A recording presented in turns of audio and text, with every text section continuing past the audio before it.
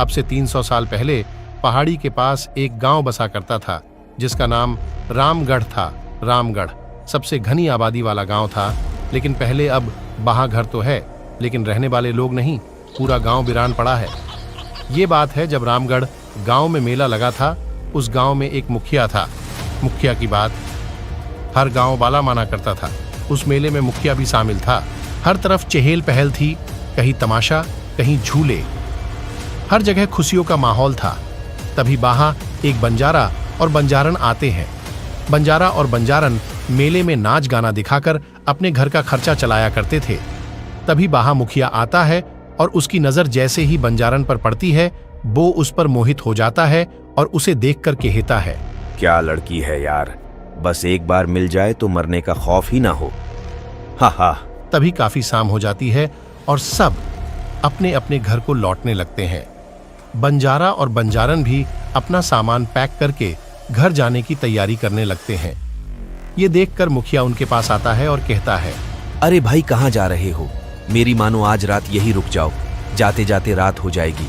जंगल में जंगली जानवरों का भी खतरा है, बस एक रात की ही बात है, सुबह होते ही चले जाना। अरे नहीं मुखिया जी, हमारा तो रोज का है, हम चले जाएंगे, आप चिंता ना करें।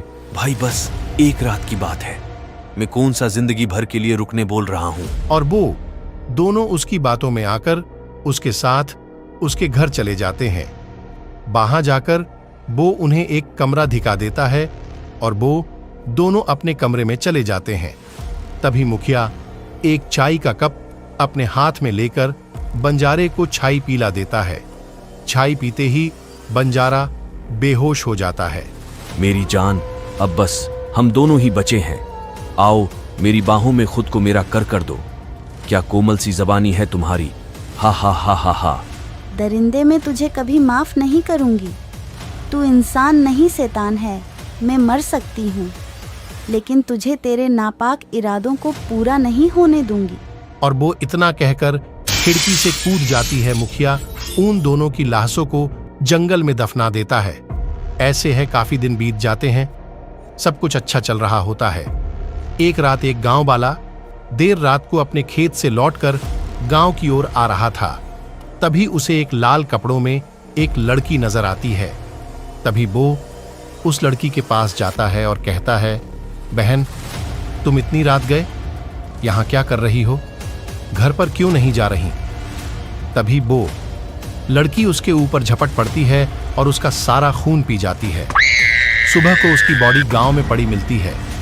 सब लोग घबरा जाते हैं। ऐसे ही एक के बाद एक मौतें होने लगती है हर तरफ। बस मौत का सन्नाटा पसर जाता है।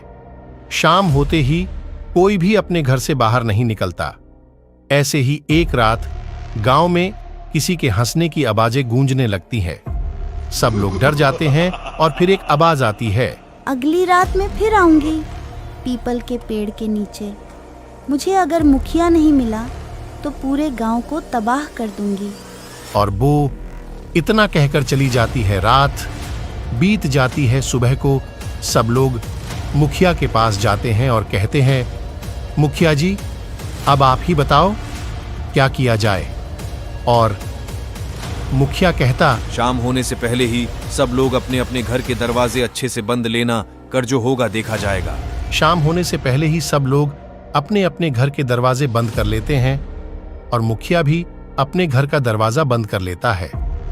जैसे ही रात होती है वो लड़की फिर उस गांव में आती ही वो पीपल के पेड़ के पास जाकर देखती है तो मुखिया वहां नहीं होता है। ये देखकर उसे बहुत गुस्सा आता है। वो लोगों के घरों में जा जाकर उन्हें मारने लगती है। पूरे गांव में चीखो पुकार मचने लगती है। वो एक एक करके सब गांव वालों को मारने लगती है।